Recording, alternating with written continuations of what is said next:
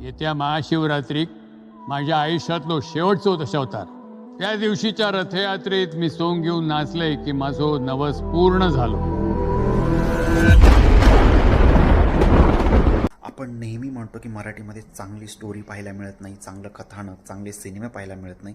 पण आत्ता एक सिनेमा असा आला आहे ज्याचं नाव आहे दशावतार. अतिशय सुंदर अशी फिल्म आहे आणि कथानकही अतिशय सुंदर आहे. सुबोध कानोकर यांनी दिग्दर्शित केलेला हा सिनेमा आणि दिलीप प्रभावळकर, भरत जाधव, महेश मांजरेकर अशी सुंदर अशी टीम या चित्रपटामध्ये आपल्याला पाहायला मिळणार आहे. आणि खूप सुंदर फिल्म आहे. आणि सगळ्यात महत्त्वाचं म्हणजे दशावतार कोकणावरती या स्टोरीचा बेस आहे आणि अतिशय सुंदर अशी स्टोरी आहे आणि व्यवस्थितरित्या ती मांडण्यात आलेली आहे.